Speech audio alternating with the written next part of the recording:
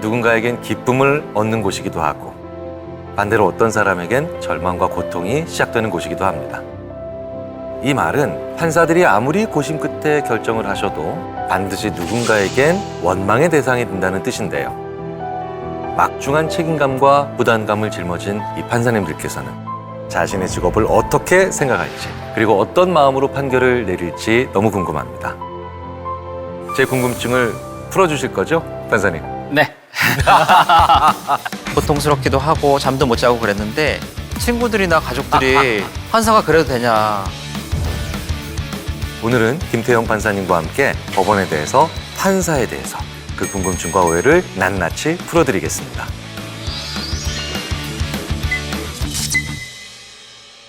안녕하세요, 네. 판사님. 아유 교수님 반갑습니다. 네, 정말 반갑습니다. 제가 지금 법원에 있잖아요. 네. 법원에 있는데 확실히 한없이 작아진다는 느낌 아, 확실히 오네요. 근데 사실은 법정 공개 원칙이라 그래서 이 대법정뿐만 아니라 일반 민사법정, 형사법정 누구에나 공개돼 있거든요. 그런가요? 근데 대부분 그 사실을 모르시더라고요. 그래서 사실은 재판이 어떻게 돌아가는지 보게 되면은 법원이나 판사에 대한 오해도 많이 풀릴 수 있거든요. 사실 그렇게 보면 시청자들께서는 오늘 판사라고 하는 그 직분을 통해서 인간의 판단과 의사결정에 대한 아주 심층적인 공부를 하실 수도 있는 기회가 되겠다라는 생각이 드네요. 예.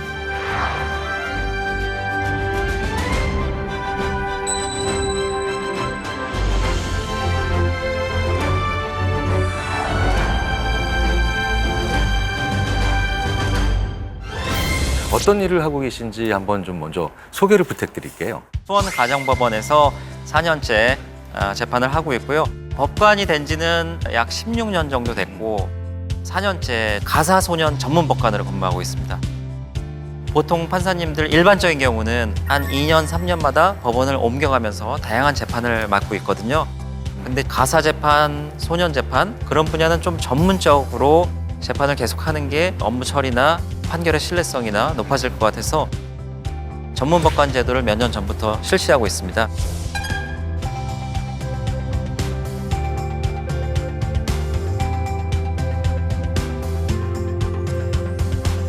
저 같은 경우에는 이제 민사재판, 형사재판 뭐 다 했거든요. 그러다가 이제 가사재판과 소년재판을 우연찮은 기회에 한번 맡아서 해봤는데 다른 재판과 다르게 판사가 재량도 많고 책임도 좀 많은 분야인 것 같아요. 연령대가 더 어린 분들에 대한 재판이다 보면 남은 세월이 시간이 많은 분들이라서 훨씬 더 많은 영향이 가게 돼 있잖아요. 자, 그런 면에서는 참 부담도 많이 되실 것 같아요. 처음에는 그 잠도 못 자고 그랬었어요. 처음에 이제 재판을 할 때는 그 아이들을 좀 혼내고 그 아이들한테 좀 잘해주고 당근과 채찍처럼 여러 가지 얘기도 해주고 그러다 보면은 바뀌겠지 생각했는데 안 바뀌는 경우도 많이 있더라고요. 그랬을 때 이제 거기에 대해서 회의감이 들기 시작하면서 고통스럽기도 하고 잠도 못 자고 그랬는데 계속 재판을 하다 보니까 점점 좋은 케이스들이 많아지는 거예요. 많이 바뀌는 아이들이 점점 늘어나고 저한테 찾아와서 판사님이 많은 영향을 주어서 지금 일도 하고 뭐 결혼도 한 친구도 있고 그렇게 밖에서 온 친구들을 보면은 사실은 일반 재판에서 느낄 수 없는 부분이죠. 그렇네요.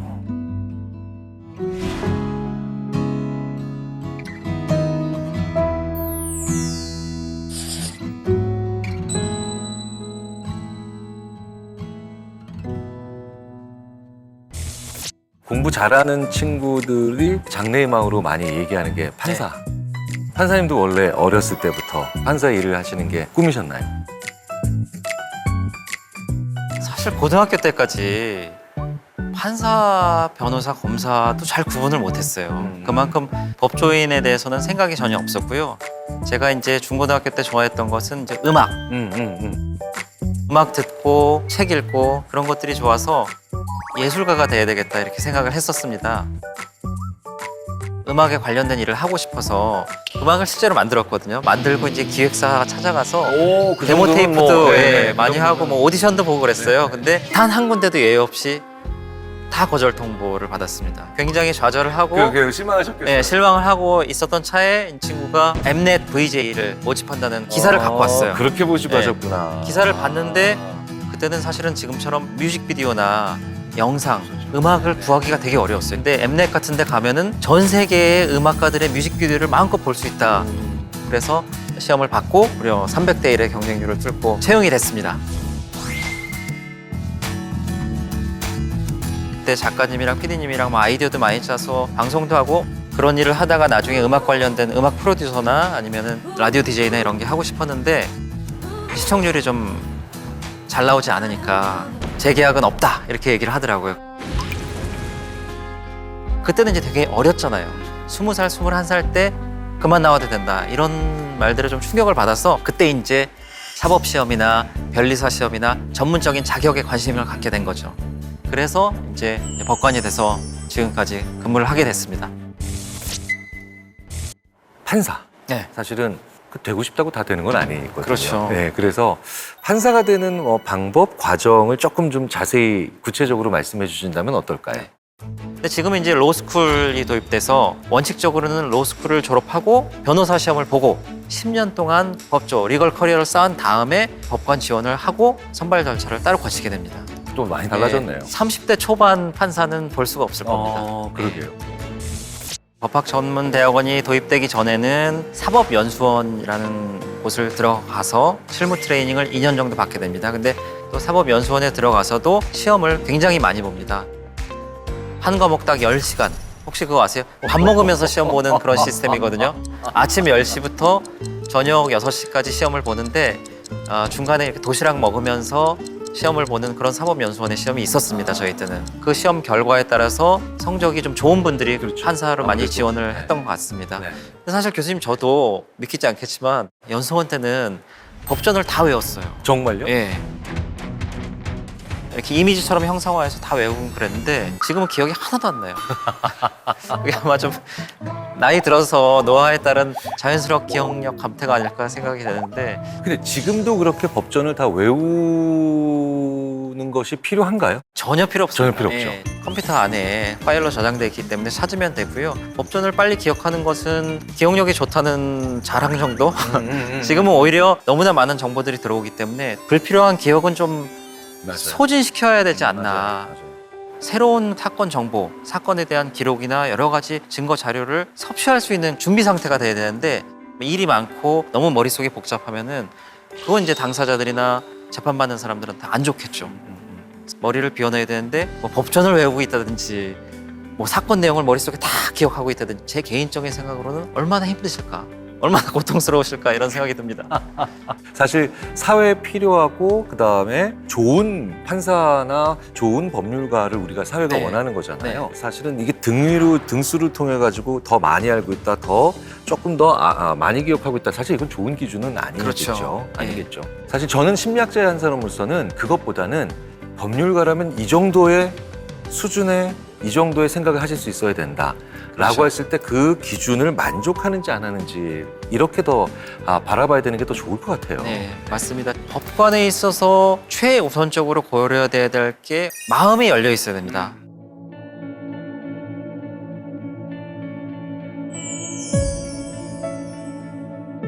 사건 기록을 많이 보다 보면 선입견이 굉장히 많이 생겨요. 그냥 제목만 보고 죄명만 보고 이거는 어떤 문제일 거야, 어떤 답일 거야 이렇게 예상하는데 저는 그게 판사로서 가장 경계해야 된다는 그런 겁니다. 선입견. 이전 경험이 워낙 많으시니까. 워낙 많으니까 데이터가 그러니까 워낙 벌써 많이 쌓여 있는데 낙인을 찍을 수 있다. 네, 항상 사건은 그 사건 기록 속에 답이 있거든요. 그 사건의 당사자들의 말에 답이 있고 열린 마음을 갖지 않고 기존에 자기가 얻은 지식, 경험, 판례 이런 것만을 생각해서 선입견을 내리는 게 제가 보기엔 제일 위험한 것 같고요. 아무것도 모르는 상태에서 접근한다. 알고 있더라도 그걸 비워내는 습관이 중요한 것 같고요. 둘째로는 한쪽으로 치우치지 않는 균형 감각이 중요한 것 같습니다. 근데 저는 그것도 궁금해요. 사실은 드라마에서 아주 장면마다 고증이 잘 됐다 하더라도 네. 재판을 이제 담당하시고 또 판결하기까지 처리하는 문서의 양, 고민의 그 크기 자체 크기와 양에 대해서는 그렇게까지 생생하게 보여주시기 어렵잖아요. 그렇죠. 그걸 좀 한번 말씀해 주시면 어떨까요? 사실은 하는 일이 네. 하루 종일 사무실에서 네. 고민하는 게 그 일이거든요. 아침에 출근해서 사무실에 계속 앉아서 네. 기록 보고, 또 점심 먹고 계속 앉아서 기록 보고, 그러고 나서 저녁 먹고 계속 기록 보고. 고3인데. 예, 고3 생활이랑 똑같습니다. 계속 그런 게 반복이 되기 때문에. 저희 연구자들도 근데 아무리 논문을 그렇게 읽어도 그렇게 계속해서 읽기 어렵거든요. 그렇죠. 일단 눈이 아파요. 저희 허리 너무 아프고. 직업병이죠. 저희도 눈, 목, 허리. 사건 기록이 적을 때는 300페이지지만 정말 많은 거는 몇만 페이지 되는 기록도 있어요. 맞아요. 하루 종일 그 재판 기록을 보다 보면은 저녁 때쯤 되면 머리가 정말 뜨겁습니다. 사건과 관련된 기록들은 핵심 요약만 정리돼서는 안 되는 경우가 많잖아요. 이제 전문적인 얘기를 하자면은 재판 당사자가 중요한 사실, 그 부분에 대한 주장을 했는데도 불구하고 그 주장에 대해서 판단을 안 해주거나 증거를 뭐 채택을 안 하거나 그런 경우에는 판단 유탈이라고 해서 항소나 상고 사유가 됩니다. 그렇기 때문에 일선에서 재판하는 사람들은 어떤 당사자들의 주장, 여러 뭐 수만 페이지에 구석해 있는 주장이라 해도 그거에 대한 판단을 빠뜨려서는 안 되겠죠. 그렇기 때문에 굉장히 꼼꼼해야 되고 치밀해야 됩니다. 예전에 한번 그 판결문을 주의깊게 한번 읽어본 네, 적이 있습니다. 근데 그 문장이 정말 수십 수백 번 고쳐 쓰신다고 하더라고요. 네, 판결문을 쓸 때는 수십 번 정도는 고쳤습니다. 판결문이라는 것은 굉장히 중요한 문서잖아요. 그리고 당사자들한테는 한 문장이 굉장히 크게 다가오거든요. 그 사람들의 인생이 달려 있고 특히 형사 재판 같은 경우에는 그 사람의 형량이 정해지고 민사 재판 같은 경우에 재산이 왔다 갔다 하는데 오해가 있으면 안 되는 문장이 기본이고 거기에 대해서 설득력도 있어야 되고 거기다가 논리적 완결성까지 갖춰야 되기 때문에 굉장히 여러 차례 검토를 거칩니다. 지금 재판부는 3인이 같이 하는 합의부 재판이 있고 혼자서 재판하는 단독 재판이 있거든요. 저 같은 경우에 지금 이제 합의부 재판을 하고 있는데 오히려 단독 재판을 할 때는 더 힘듭니다.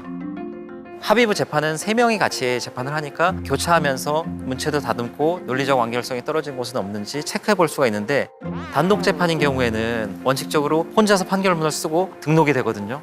근데 거기에 뭔가 논리적인 흠결이 있다든지 오타가 있다든지 실제로 인간인 이상 그럴 가능성이 있잖아요. 굉장히 괴롭습니다. 10여 년 전에는 판결문에 오타가 한 3번 이상 나면 사표 써야 된다. 이런 농담도 있었어요. 얼마나 스트레스 받겠습니까? 그래서 그만큼 판결문이나 그런 문장에 대해서 섬세하게 다루고 있습니다. 살짝 좀 짓궂은 호기심도 있어요. 네. 혹시 뭐 용모나 뭐 이런 것에 관련된 그런 뭐 규칙이나 내규나 뭐 그거 아니라도 규율이라든가 뭐 이런 게 있나요? 법정에서는 네. 양복을 입어야 되고 그 여름 때는 이제 넥타이 정도는 풀을 수 있다고 그런 규정이 있거든요. 근데 그냥 일반 사무실 출퇴근할 때는 따로 규정이 없습니다. 근데 그런 경험은 있습니다. 이제 저희 한참 선배님들, 네. 제가 초임 판사 시절에 판사는 항상 가방에다가 긴 와이셔츠, 넥타이, 그리고 끈 있는 구두 이렇게 해야 된다는 그런 분들도 예전에 있었는데 지금은 그런 말씀하시면은 완전 그 꼰대라고 하실걸요. 맞단 말이야. 네. 그럼 그것도 궁금해요. 법복. 네, 법복이라고 표현하는 게 맞나요? 네 맞습니다. 관리는 어떻게 하세요? 뭐 직접 하시는 거예요? 아니면 뭐 법복은 국가의 소유거든요. 그래서 네. 개인한테 지급은 되지만 퇴직하게 되면은 다 반납을 해야 되고요. 뭐 기점으로 그러니까 가지고 은퇴는 못 하시나 보죠? 예, 그렇게 할 수는 그런구나. 없습니다. 아까 아쉽다. 그게 사실은 법복이 변화시키는 그런 어떤 도구거든요. 재판 들어가기 전에 그 법복을 딱 입으면은 일단 웃음기가 사라집니다. 네네. 눈빛도 좀 변하고 차분해지고 특히 영국 같은 경우에는 이제 가발도 쓰고 법봉도 있습니다. 딱딱딱 두드리면은 조용히 시킬 수가 있거든요. 근데 우리나라는 사실은 법봉이 없어요. 지금은 이제 없나요? 예, 없어요. 오. 예전부터 없었는데요. 원래 예전부터 없었습니까? 예전부터 없었는데 우리나라는 미국 드라마의 영향인지 네. 아니면 왜 어렸을 때 돌잔치 하면은 그렇죠. 법봉 잡고 판사 된다 이런 거잖아요. 근데 우리나라는 법봉이 없고요. 오로지 법관을 상징할 수 있는 건 법복밖에 없습니다. 그래서 법복이 굉장히 중요한 의미를 가지죠.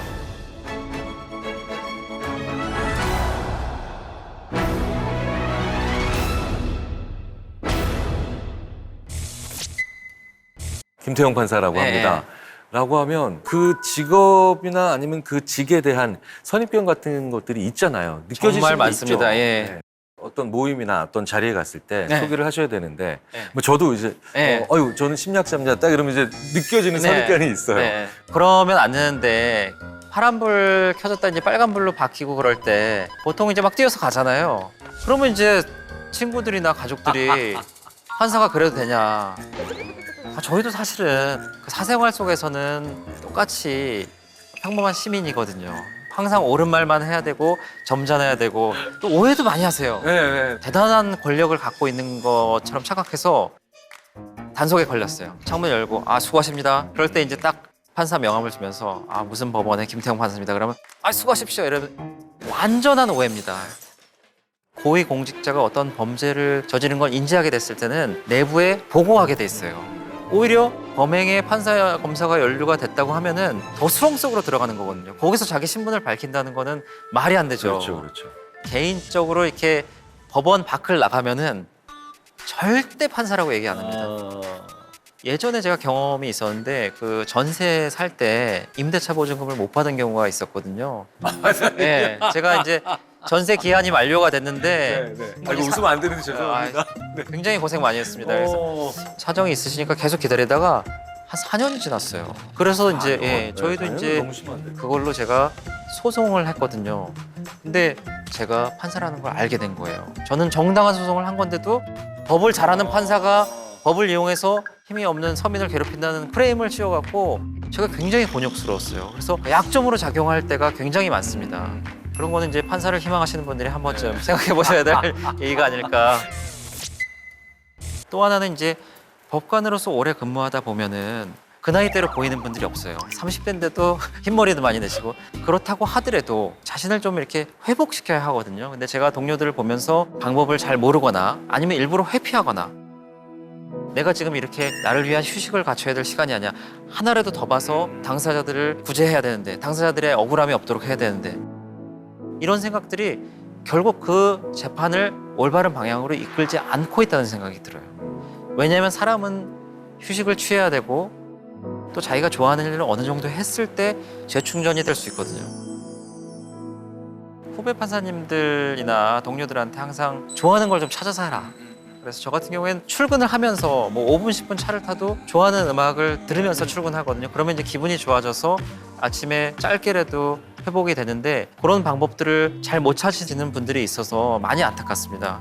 저의 강연 내용을 그대로 실천하고 계신 분을 오랜만에 근데 정말 그게 맞거든요. 왜냐하면 시간은 늘 부족하고요. 네, 맞습니다. 그리고 요 정도까지 되면 내가 이제 휴식할 거야 그런 건 안 오잖아요. 절대 안 옵니다. 안 오죠. 또 아까 살짝 말씀하셨는데 못 찾으시는 게 아니라 일부러 또 안 찾으시는 분들 회피하는 있어요. 분들도 있습니다. 네. 알고 계세요. 내가 뭘 하면 행복하고 즐거운지. 심지어 아시는데. 아신데 죄의식 같은 걸 느끼시는 분들이 있어요. 저는 너무 충격이었는데 사실은 재판 기록을 보면 볼수록 더 모를 수 있거든요. 밤을 새도록 봐도 다 모르는 경우가 있어요. 근데 뭐 10분이라도 회복 시간을 가지면 좋은데 새로운 거를 알게 되고 조금 더 당사자들한테 도움이 되면은 그 기회를 놓친다면 나의 10분의 휴식이 안 좋은 결과를 가져올 수 있지 않을까. 분명하게 제가 심리학자로서 말씀을 드리고 싶은 건 행복하고 회복 탄력성이 좋은 분이 좋은 판결하신다. 네, 좋은 결정하신다는 이건 두말할 필요가 없는 것 같습니다.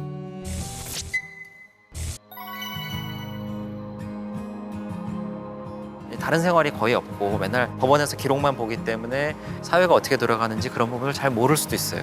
법원은 잘 아시다시피 사건이 일어난 다음에 그거를 해결하는 기관이거든요.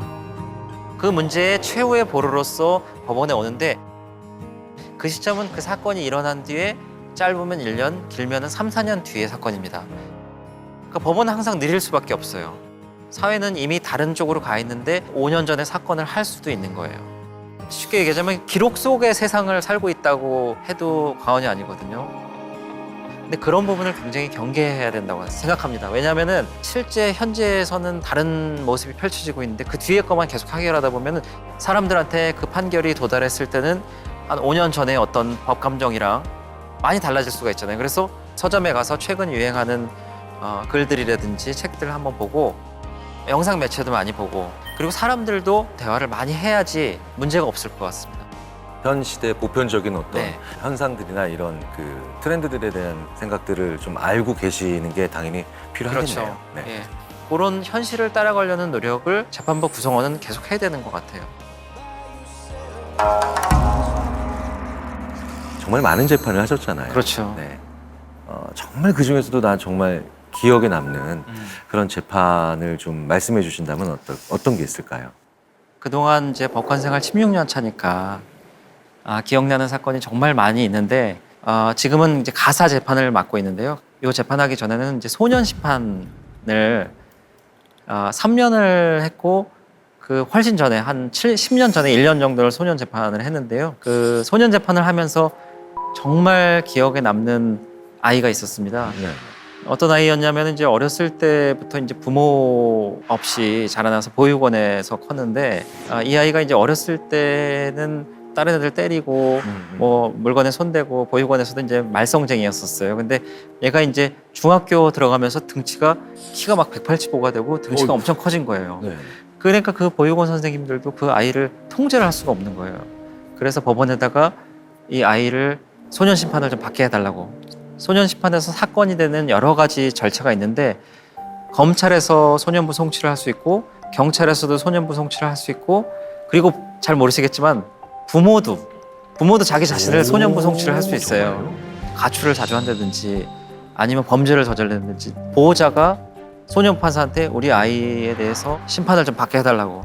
그 아이를 이제 제가 심판을 하면서 왜 그랬는지 그런 거 얘기를 들어보니까 정말 불만이 많아요. 자기가 지금 처한 상황에 자기는 부모도 없고 또 선생님들은 더 어린 아이들 편만 들고 이런 게 너무 싫다고. 그래서 이 아이는 조금 이제 교화가 좀 필요하다. 그래서 소년분리심사원이라는 데를 보냈고 그 다음에 6호 시설이라는 데가 있습니다. 근데 그 안에서도 생활을 잘 못하는 거예요. 그날 다른 친구들이 부모 면회하고 나서 괜히 그날 침통이 나서 그 애를 때리는 거예요. 그러면 그 6호 시설에 있는 아이들이나 보호자들이나 그 선생님들이 그날마다 저한테 전화가 오는 거예요. 이 아이는 여기서 안 되겠다. 소년원에 보내달라고.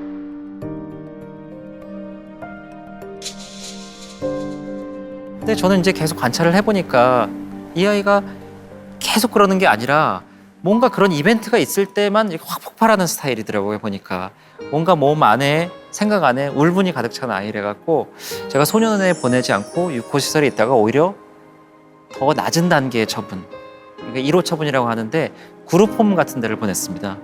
이 아이는 오히려 많은 보호자들이 왔다 갔다 하는 그런 6호 시설보다 소규모의 외부와 어느 정도 좀 통제가 되고 사랑을 많이 받을 수 있는 그냥 가정집 같은 곳에서 좀 부모의 사랑을 느껴보면 좋겠다.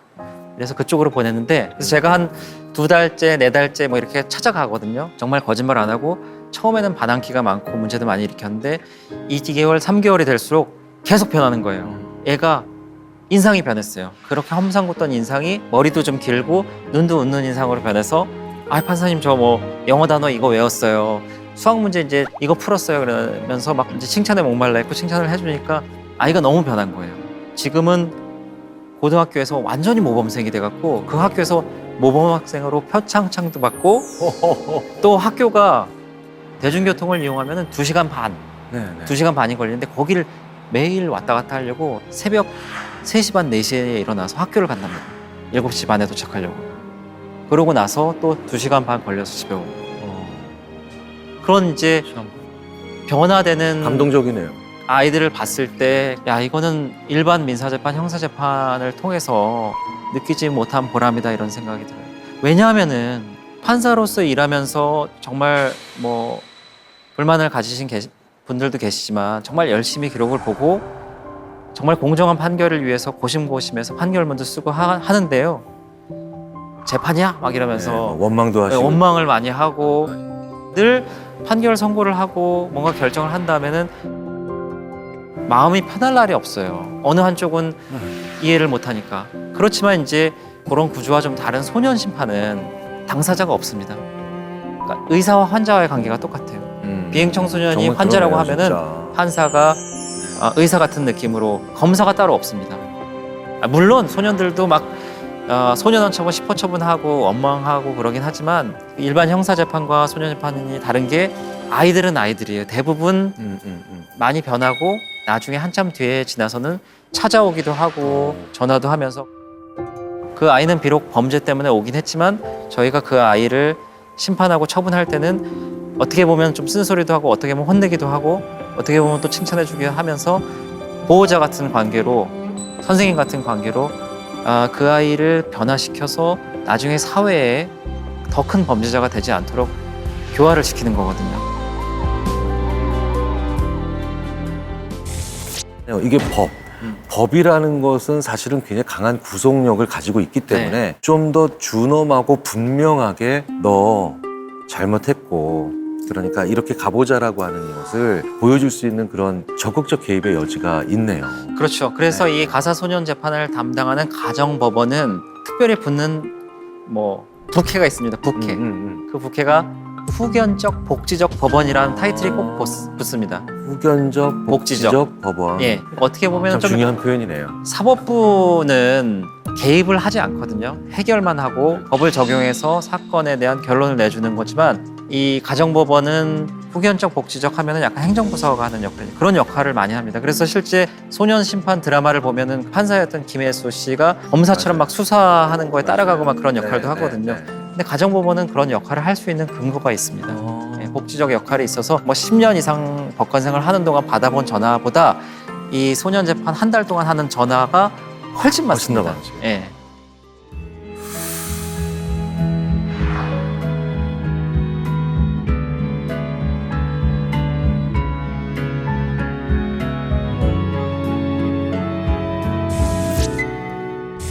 아이들 얘기 좀 더 해주세요. 아이들 때문에 정말 울컥하셨던 적 있을 것 같은데. 아이들 때문에 울컥한 적도 많고 또 속상한 적도 많습니다. 그러니까 요즘에 청소년 범행들이 굉장히 다양화되고 무섭습니다. 그러니까 혹시 교수님 그 얘기 들어보셨어요? 이렇게 조건 만남 그런 거 들어보셨죠? 무슨 의미인지는 압니다.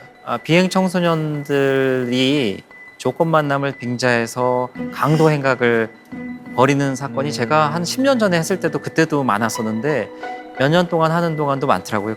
조건 만남을 하자며 40대 남성을 불러내 폭행하고 수백만 원의 금품을 빼앗은 10대 청소년 3명이 경찰에 붙잡혔습니다. 경찰은 이들이 추가 범행을 계획한 정황을 포착하고 그러면 4-5명이 쫙 들이쳐서 일단 강목 같은 걸로 그 성매수남을 때리면서 이거 지금 미성년자 성매매 아니냐. 이거 신고할 거니까 너 가진 돈 다 내놔라. 그 규모가 몇 천만 원이에요. 몇 천만 원씩 뺏어가더라고요. 근데 그 성매수남들이 그런 범죄가 발각될 것을 두려워서 그러니까 계속 그 돈을 갖다 주는 거예요. 그게 참 심각한 범행인데 이게 거의 조직폭력배 수준이죠. 예, 근데 그런 범행을 하는 거를 아이들이 마치 성매매하는 나쁜 아저씨들을 혼내주는 정의의 사도라고 잘못 생각하는 아이들이 많아요. 심각한 강력 범행이거든요. 강도, 특수 강도거든요. 그런 걸 깊이 생각 못하고 거기에 무한해동하는 아이들이 되게 많고 굉장히 모범생인 여자의 아이인데 야, 너 내가 한번 같이 가면은 10만 원 줄 테니까 가서 그냥 서 있으면 돼. 그래서 약간 방조범 형태로 거기 끼어들었다가 나중에 굉장히 후회하는 아이들도 많이 있어요. 근데 이제 반대로 또 보람을 느끼는 경우도 많이 있습니다. 아까 얘기했듯이 유코 시설이라는 거는 이제 소년원 보내기 전에 가정과 분리돼서 한 6개월 정도 분리 생활이 필요한 아이들 같은 경우에 그쪽으로 보내주는데 거기에 이제 아이들만 보내놓고 판사가 안 가면은 안 되거든요. 왜 그러냐면은 수원 가정법원도 있고 서울 가정법원도 있고 인천 가정법원도 온데 거기 아이들이 판사를 기다려요. 자기를 재판한 판사를. 그래서 심지어는 전화도 오고 편지도 보내요. 며칠 전에 인천 가정법원 판사님들 오셨는데 판사님 안 오세요? 이런 식으로 연락도 오고 그래서 그럴 때 이제 가게 되면은 그 안에서 이제 생활하는 것도 보고 거기서 어느 날 이제 공연을 했는데 그 제가 들은 노래 중에서 제일 좋은 노래인데 이제 라디의 엄마라는 노래. 라디에 거기에 있는 한 50-60명 아이들이 그 클라이막스 때 엄마 이렇게 할 때 정말 그 일반 가수들이나 그런 분들이 부르는 거랑 다르게 그냥 이 가슴에서 그냥 엄마 하는데 진짜 그걸 보고 안 울은 사람이 없었어요. 저희 직원들이랑 같이 갔는데 다 눈물바다가 돼서 자기가 평생 들었던 그런 노래 중에서 그만큼 감동적인 경우는 없었다. 그거는 정말 가슴으로 부르는 노래거든요.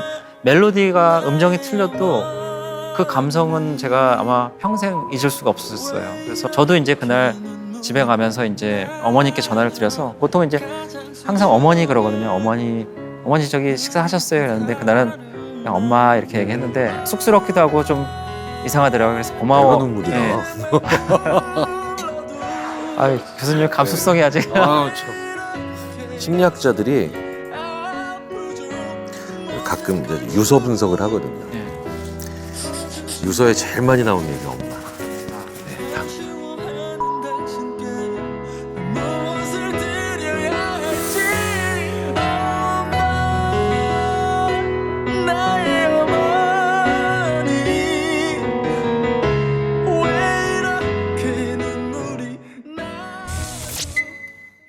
형사재판 이런 경우는 정말 선입견 없이 재판하기 힘든 사건도 결국 있지 않을까요? 맞습니다. 그러니까 사실은 이제 진술을 거부하거나 피고인의 의사에 의해서 범행을 부인할 수 있거든요. 근데 정말 누가 봐도 납득이 안 되는 그런 주장을 하는 피고인들을 볼 때는 정말 혼내주고 싶기도 하고 화도 많이 나는데 제가 그런 케이스들을 유독 성폭행 사건을 많이 하는 형사합의부에서 판사로 근무한 적이 있었는데 50대, 60대 중년 남성이 10대 여성과 성관계가 있어서 10대 학생들이 신고를 했죠. 성폭행을 당했다. 근데 자기는 성폭행을 한 게 아니라 그 여학생이 자기를 유혹해서 어쩔 수 없이 성관계를 했다고 주장하는 그런 피고인들을 봤는데 유독 그 합의에 의한 화관을 주장하는 경우가 많아요.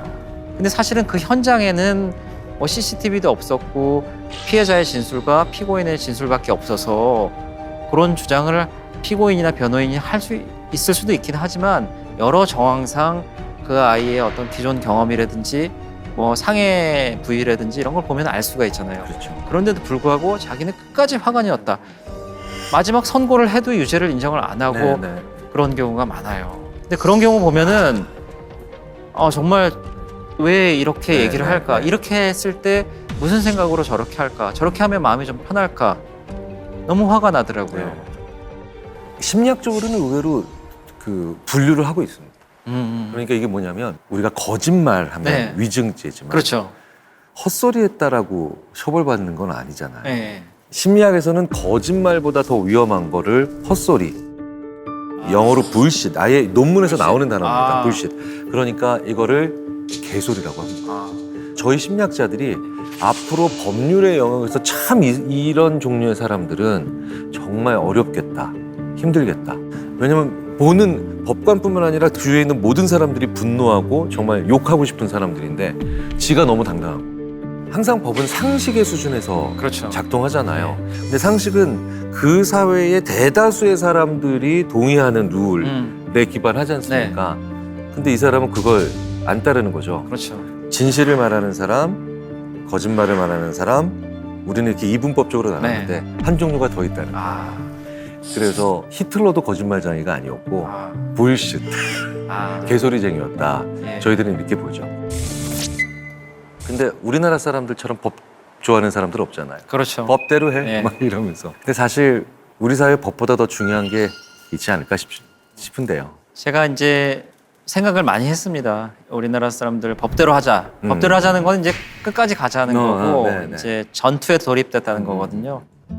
그런 게 이제 사회가 다양해지고 좀 각박해질수록 이 관용이 많이 없어지는 것 같아요. 관용도 없고 매너, 예의, 도덕 이런 것들이 많이 사라지는 것 같거든요. 바로 법으로 그냥 직행이에요. 그 전에 이제 중고등학교에서 도덕이나 예의, 범절 법보다는 그 아래에 사람들이라면 응당해야 될, 지켜야 될 것들에 대해서 설명을 많이 해주고 있지 않습니까? 법을 어기기 전까지 그 이전의 행동을 멈출 수 있을 정도로 서로를 배려를 해준다면은 그러면 결국 우리 사회가 고소난발하지 않는 그런 사회로 갈 수 있지 않을까 조심스럽게 소망해 봅니다. 법은 어쨌든 당일 보편적인 언어로 규칙이잖아요. 그렇죠. 그 규칙은 안 지키면 안 되는 것들이죠.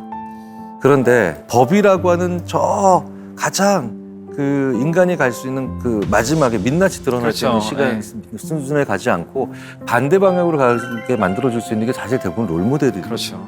봐봐, 저 사람 저렇게 하잖아. 저 사람이 저렇게 하니까 우리도 저렇게 한번 가면 더 좋아지잖아.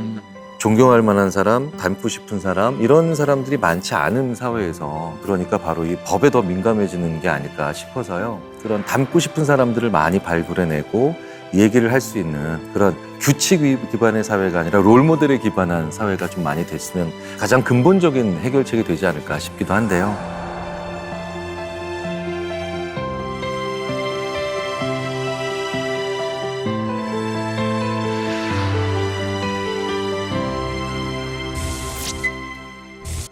오늘 여기가 법원이잖아요. 네. 네, 저 장면을 처음에 들어오면서 봤을 때 약간 이렇게 옷깃 여미고 약간 이제 위축돼서 들어왔죠. 근데 오늘 이런저런 말씀을 나누다 보면서 저곳이 참 좀 더 친근감 있게 느껴지고요. 아, 우리가 언제든 들어갈 수 네. 있고 그리고 항상 승부를 내는 공간이나 아니면 뭐 죄를 묻고 그다음에 벌하는 공간이지만 그런 맥락이 아니고 공부를 할 수 있는 공간, 우리가 많은 걸 배울 수 있는 공간이겠구나라고 하는 관점의 전환을 만들어내서 저에게 오늘 정말 사실은 정말 다양한 하루, 인생에 남는 하루가 된 것 같아서 심리학자들이 그런 얘기 많이 합니다.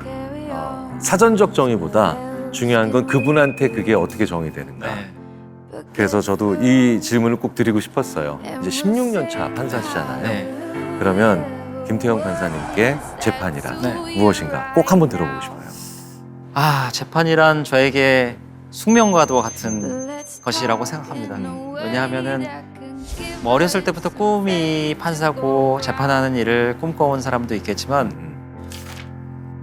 저는 정말 뭐 어쩌다 어른이 되고 어쩌다 노인이 되고 어쩌다 죽음을 맞이하는 것처럼 어쩌다가 이 법조인이 될 거라는 생각을 못 했거든요.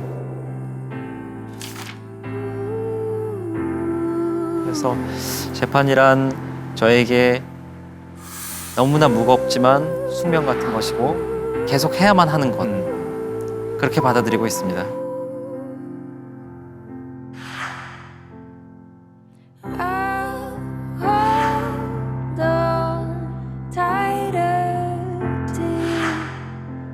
My friend,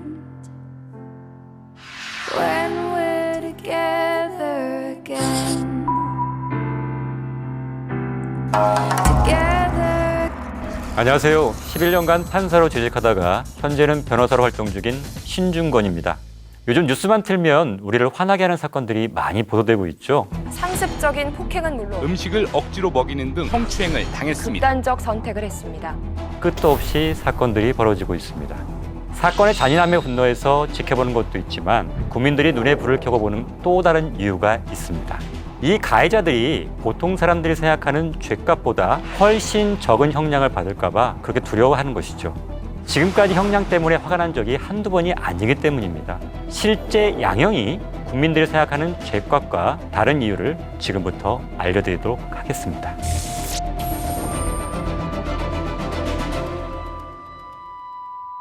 솜방망이 처벌하면 떠오르는 사건 혹시 있으신가요? 사람들을 가장 분노하게 만든 사건, 바로 조두순 사건입니다. 2008년 조두순이 8세 여아를 성폭행해서 상해를 입혔던 사건인데요.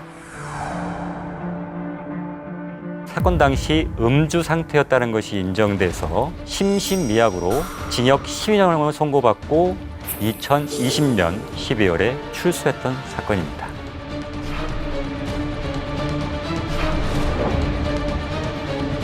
지금의 법감정에 의하면 굉장히 낮은 형으로 보여질 것입니다. 그럼 당시 조두순에게 징역 12년이 선고된 이유는 무엇일까요? 당시에는 징역 12년은 굉장히 센 형이었습니다. 대법원이 정한 양형 기준에 따르면 이러한 유사한 사건에서의 최고형은 징역 11년으로 돼 있었습니다. 물론 법적으로는 무기징역도 가능한 사건이긴 했지만 이 사건에서 처음에 무기징역을 선택했다가 심신미약이 인정돼서 감경이 됐고, 감경하는 경우에는 7년 이상 15년 이하의 징역형을 선고하도록 되어 있습니다. 그러니까 최대형이 15년 중에서 12년 선고했기 때문에 결코 낮게 선고한 형은 아니었다는 거죠. 다만 문제가 됐던 건 뭐냐면 왜 심신미약 감경을 인정했느냐였던 겁니다. 당시에 변호인은 주치의에 의한 심신미약을 주장했는데 검사가 이에 대해서 전혀 반박을 하지 않았습니다. 법원 입장에서는 검사가 이에 대해 반박을 하지 않으니까 심신미약을 인정할 수밖에 없었고, 심신미약을 인정하는 경우에는 그 당시 법에 따르면 무조건 감경하도록 되어 있었습니다. 그러다 보니까 징역 12년 선고했던 것인데, 제가 그 당시에 이 재판이 있을 때 안산지원에 근무하고 있었습니다. 그러니까 몇 달만 늦었으면 사실은 제가 이 사건을 담당했던 판사였을 수도 있어서 굉장히 개인적으로 좀 소회가 남다른 사건인데요. 그래서 그때 당시에 이 사건을 담당했던 판사님들로부터 얘기를 들었었는데, 본인들은 굉장히 약간 그 당시 나름대로 최선을 다해서 형을 선고했었는데 이렇게 비난을 받는 게 굉장히 심적으로 부담스럽고 마음이 아프다, 이런 얘기를 많이 저한테 하셨었어요. 그래서 그 이후로는 사실은 이제 주치, 특히나 술을 마셔서 취한 상태에서의 심신미약은 거의 인정되지 않고 있는 편입니다. 그렇다면 국민들이 특히나 성범죄 사건의 처벌이 약하다고 느끼는 이유는 무엇일까요? 우선적으로 이 법이 모든 범죄 유형을 담아내고 있지 못합니다. 그러니까 죄형법정주의라고 해서 죄와 그에 따른 처벌은 법에 정해져 있어야지만이 처벌할 수 있는데, 그러니까 처벌은 최후의 수단이고 한 사람에 미치는 영향이 너무나 크기 때문에 법에 앞서서 적극적으로 집행하기는 어렵습니다. 그래서 지금 계속해서 새로운 유형의 범죄들이 만들어지고 있는데, 처벌의 필요성은 있지만 그거를 규율하는 법이 없어서 처벌하지 못하는 경우도 굉장히 많습니다. 대표적인 예가 최근에 통과한 스토킹 범죄 등의 처벌에 관한 법률입니다. 어떤 면에서는 너무 늦었다고 볼 여지도 있는데요.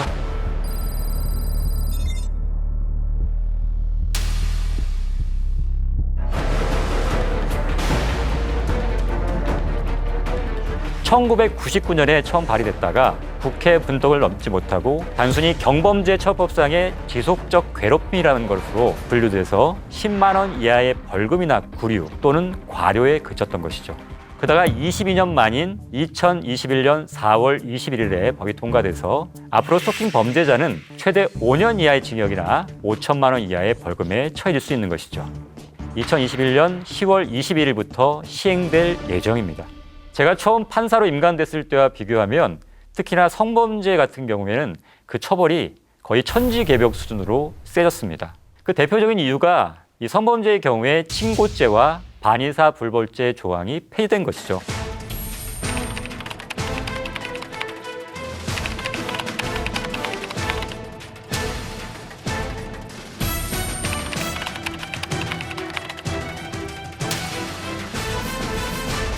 과거에는 피해자가 신고하지 않거나 고소를 유지하지 못하면 처벌할 수 없었습니다. 특히 친족 간의 사건의 경우에는 더더욱 힘들었는데요. 피해 당사자를 배제한 상태에서 가족 간에 그냥 야 이런 거 알려지면 좋지 않으니까 그냥 쉬쉬 빨리 합의하자, 이렇게 해서 합의가 이루어지기도 했던 거죠. 그러다가 이제 사회적 변화와 여론 형성과 함께 친고죄와 그다음에 반의사 불벌죄 조항이 2012년도에 폐지됐습니다. 따라서 과거 성범죄 가해자가 받는 처벌에 비해서 굉장히 세질 수밖에 없었고요. 신상 공개라든가 취업 제한 등 부수적인 처분들이 늘어났고 불이익 또한 많아졌습니다. 따라서 사회적인 인식이 이렇게 바뀌면서 법들도 함께 바뀌게 되었던 것이죠.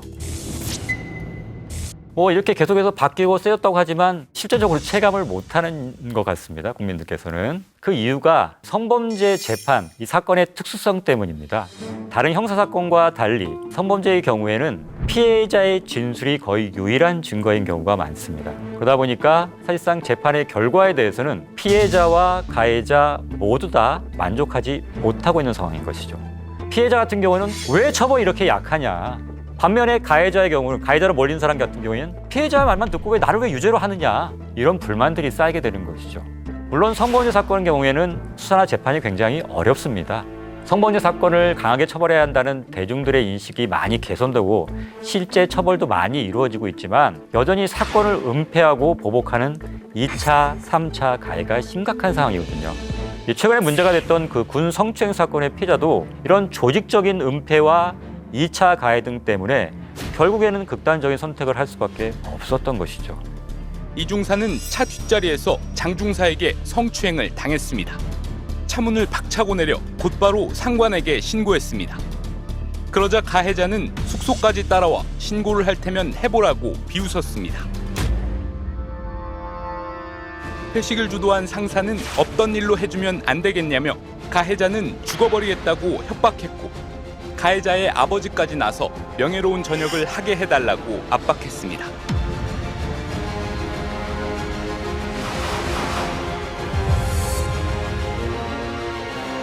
특히나 군의 폐쇄성 때문에 드러나지 않고 묻히는 일이 굉장히 많습니다. 이게 군사재판이라는 게 군에서 재판을 하다 보니까 판결한 내용을 보면 도저히 말도 안 되는 것들이 굉장히 많습니다. 일반 법원에서 재판을 했다면 유죄는 물론이고 실형까지 나와야 될 사안이 무죄가 되거나 아니면 집행유예, 심지어 벌금에 처해지는 경우도 있단 말이죠. 단지 신분이 군인이라서 군사재판을 받는데 이 성범죄에 대해서는 일반 법원에서 받는 것과 군사재판을 받는 것은 완전히 다릅니다. 그 속에서 피해자의 진술이 불합리하게 해석되거나 초동수사가 부실하게 이용돼서 정말로 처벌받아야 될 사람이 처벌이 이루어지지 않는 경우가 굉장히 많다는 것이죠. 이번 군 성추행 사건으로 인해서 이런 문제들이 굉장히 많이 부각이 됐고요. 그래서 이거에 대해서는 여러 가지 법을 개선해야 된다는 여론들이 많아서 실제로 개정안이 많이 발의되어 있는 상태입니다. 물론 이렇게 성범죄의 처벌이 약하다 비난하는 부분도 있지만 반면에 억울하게 사실은 성범죄자로 몰려서 재판을 받다가 결국은 혐의를 벗거나 무죄를 받는 사람들이 있을 거 아닙니까? 그렇다면 이 억울하게 몰렸던 사람 입장에서는 그 상대방 고소했던 사람을 무고죄로 이제 고소를 하게 되는 경우가 많습니다. 그런데 실제로 무고죄가 받아들이는 경우가 거의 없습니다.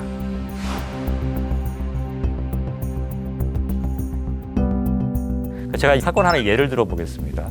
여러 명이 이제 대학원생들이 MT를 갔습니다. 이제 저녁이 돼서 밤이 돼서 이제 술자리를 갖게 됐습니다.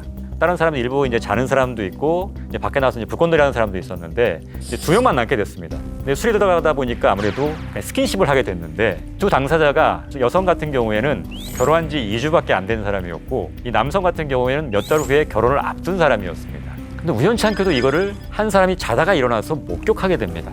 그러니까 갑자기 그 여성이 돌변해서 내가 저 상대방 남성으로부터 강간을 당할 뻔했다고 하면서 학교에 신고를 하게 됩니다. 그래서 1심에서는 유죄가 인정돼서 징역 2년이 선고되고 법정 구속이 됐죠.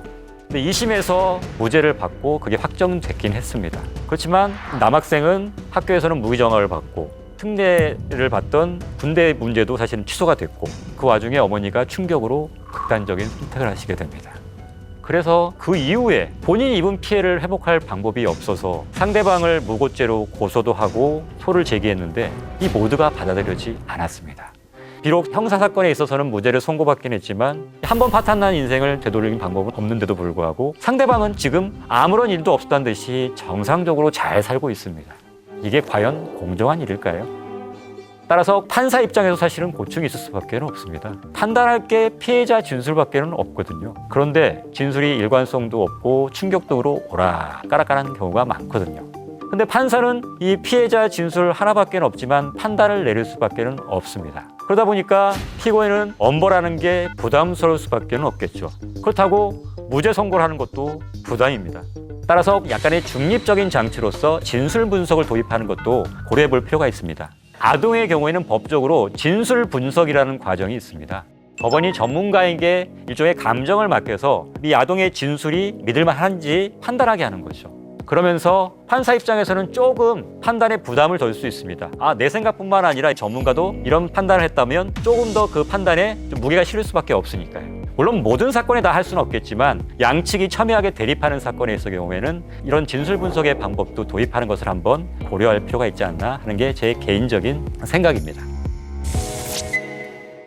다음으로 이제 양형에 관해서 이제 국민들이 오해하는 부분이 있습니다. 대부분 이제 기사를 통해서 받아들이기 때문일 것 같은데요. 세계 최대 아동 포르노 사이트 웰컴 투 비디오 운영자 손정우, 반성문 500장 제출. 또 세모녀를 살해한 김태현, 재판 앞두고 반성문을 4번 제출.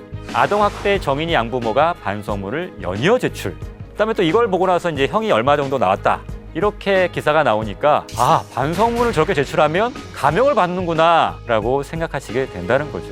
그러니까 우리나라에서는 아마 판결문을 제대로 전문을 입수해서 보시는 분들이 아마 없을 겁니다. 지금 변호사님 제 입장에서도 사실은 판결문 제대로 다 입수하기 쉽지는 않거든요. 판결문을 구할 수 있는 건 뭐냐면 법원에 있는 공보 판사들을 통해서 기자들밖에 구할 수는 없거든요.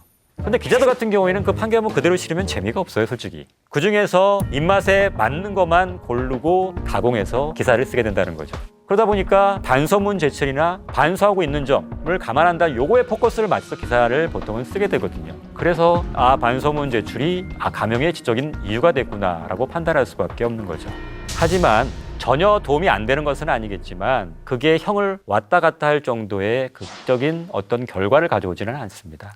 형을 선고할 때는 대법원이 정한 양형 기준표에 따라서 형을 정하게 됩니다. 이 양형 기준표에는 반소문 제출이라는 항목은 없습니다. 감경 요소로 있는 게 뭐냐면 이제 진지한 반성이라는 항목인데요. 이 보통 경우에 그래서 이 반성문 제출 진지한 반성 아니냐라고 해서 같이 연관시켜서 생각하시는 분들이 많은데 반성은 몇백 장으로 그 진지한 반성으로 볼 수 있는 걸까요? 제가 본 반성문 중에는 유행과 가사를 그대로 옮겨놓은 반성문도 봤습니다.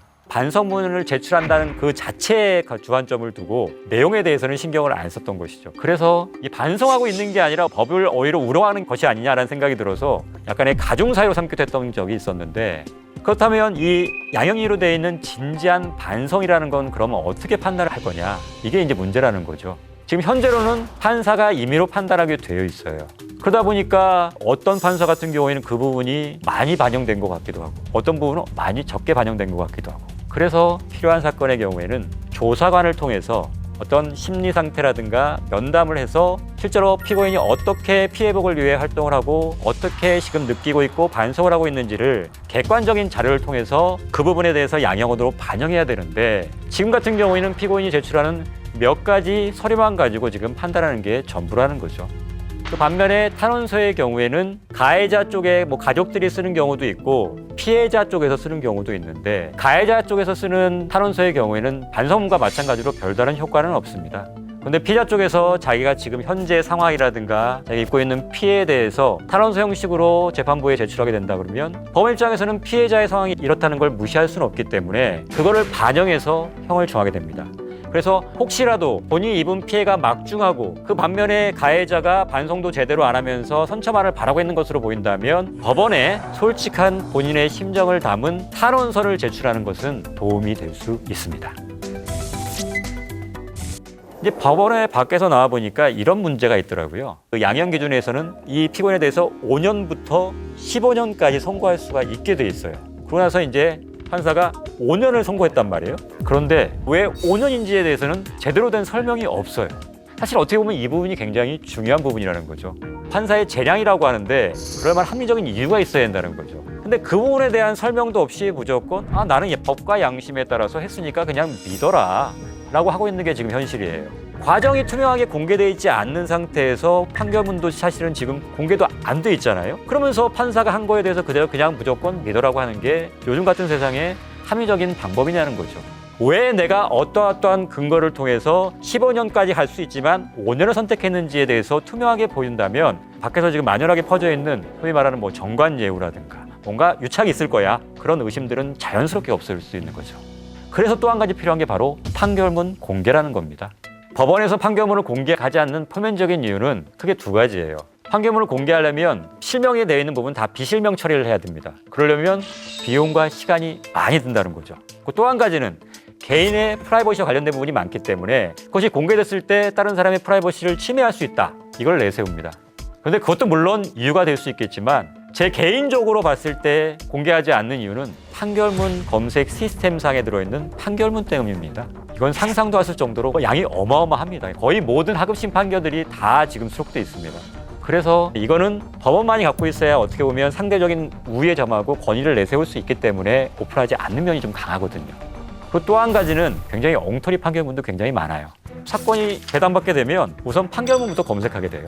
비슷한 사건이 딱 뜨면 비슷한 사건에서 이렇게 판결을 선고했으니까 비슷하게 가면 되겠구나. 이렇게 비슷하게 따라가다 보니까 이 판결문 검색 시스템이 어떻게 보면 법원에서 양형이 쉽게 변하지 않는 이유 중에 하나라는 거죠. 그리고 비슷한 판결문이 있으면 그대로 가져온다고 했잖아요. 일명 복붙을 하다 보니까 이름까지도 그대로 갖고 오는 경우들이 있어요. 그러다 보면 당사자 이름이 아닌데 딴 사건의 이름이 그대로 써 있는 판결문도 간혹 보인다는 거죠. 이런 판결문들이 공개됐을 때 그 비난을 오롯이 본인들이 받아야 되기 때문인 것도 있죠. 그러다 보니까 이거를 다 공개하는 것을 주저할 수밖에 없는 겁니다. 하지만 신뢰의 문제는 더 중요한 문제입니다. 지금 법원 입장에서 무조건 우리 판결에 대해서 믿어달라. 우리는 법과 양심에 따라 찬점 부끄럼 없이 지금 재판하고 있다. 말로만 할 것이 아니라 정말 그것을 보여주는다는 입장에서라도 판결문 공개가 필요해 보입니다. 다만 단계적으로는 형사와 가사의 경우에는 이 프라이버시적인 부분이 많기 때문에 조금 차후에 공개를 하더라도 민사와 행정에 관한 판결문만이라도 우선적으로 공개하는 게 좋을 듯합니다. 그렇다면 지금 문제가 되고 있는 실추된 법원의 신뢰도 어느 정도는 회복할 수 있지 않을까 하는 제 개인적인 생각입니다. 제가 법정이 되고 나서 이런 얘기를 참 많이 들었어요. 범법자에게 저런 것까지 해줘야 해? 법인 잡는 게 중요하지 그런 사소한 절차가 뭐가 중요해? 이런 얘기 한 번쯤 다 들어보셨을 거예요. 하지만 진짜 흉악하고 나쁜 범인을 잡았는데 그 과정에서 작은 절차가 무시되거나 증거를 입수하면서 사소한 실수가 있었다면 법적으로는 무죄가 될 가능성이 아주 높아집니다. 그렇다면 대체 왜 나쁜 놈을 잡는데 이런 것까지 신경 써야 하는지 그 이유를 지금부터 알려드리도록 하겠습니다.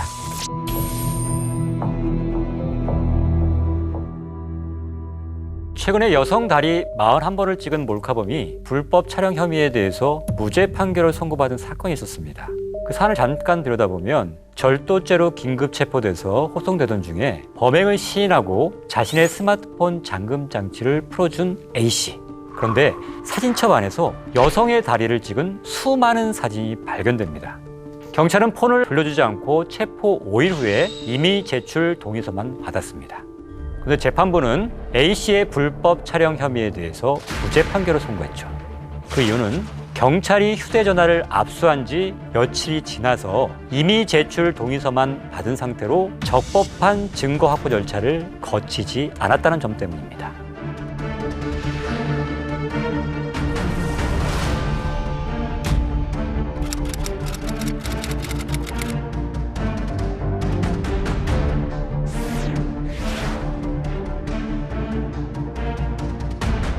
따라서 절도죄만 인정되고 무죄가 선고됐던 거죠. 실제로 이런 점을 노리고 박사방의 공범들이나 정준영의 변호사가 증거 확보에서 위법성을 주장하기도 합니다. 그러니까 범행 사실 자체를 문제 삼기는 어려우니까 수사 절차에서의 어떤 작은 문제점들을 문제 삼아서 무죄를 이끌어내려고 하는 거죠. 과연 나쁜 놈들의 권리를 지켜야 하는 걸까요? 이에 대해서 많은 논란이 예전에도 있었고 지금도 있습니다. 나쁜 사람이라고 생각하면 절차에 하자가 있더라도 과정은 다 용서하고 처벌해야 한다. 또 이런 생각을 가질 수 있는데 이는 굉장히 위험한 생각입니다. 정의라는 것은 적법 절차를 거쳐서 비로소 정해지는 것입니다. 실제로 미국의 경우에는 적법 절차라는 게 굉장히 중요시합니다. 헌법상의 권리이기도 하고요. 그러다 보니까 절차 중에 조금이라도 잘못된 부분이 있다면 재판 자체를 하지 않는 경우도 있고 살인을 저질렀든 뭘 하든 체포 과정에서 문제가 있을 경우에는 재판 자체를 기각하기도 합니다. 그렇다면 적법 절차를 지키지 않아서 발생한 억울한 피해자들, 우리 주위에서도 흔히 볼 수 있습니다. 예를 들어서 이춘재가 한 살인사건에 누명을 쓰고 살인죄로 20년간 복역한 윤성여 씨 사건.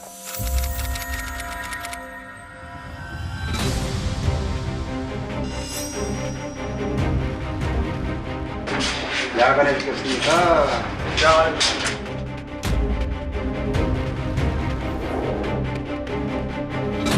연쇄살인범 이춘재가 34년 만에 법정에 섰습니다. 14건의 연쇄살인 사건의 진범이 맞냐는 물음에 주저없이 맞습니다라고 답했습니다.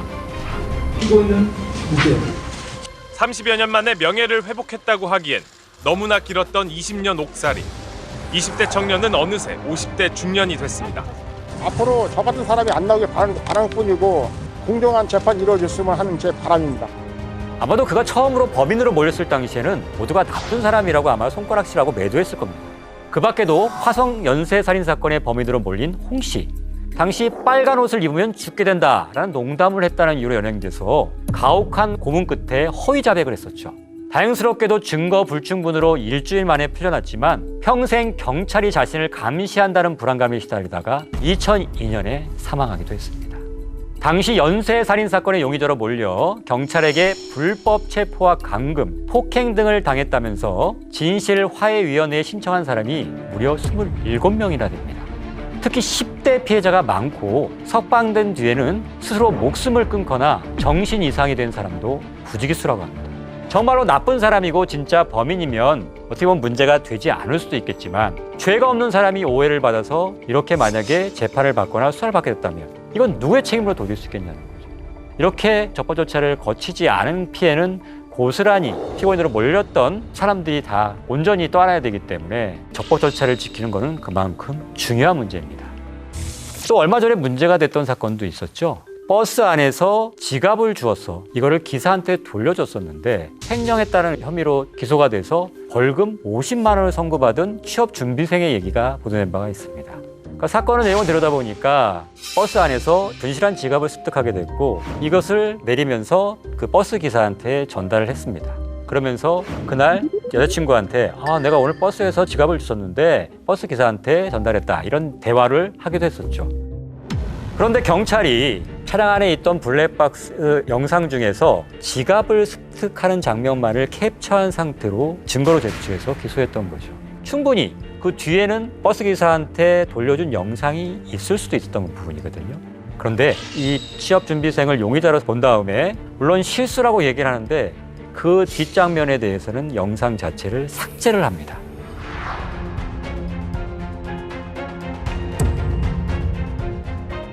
나중에 이게 항소심에서 밝혀졌죠.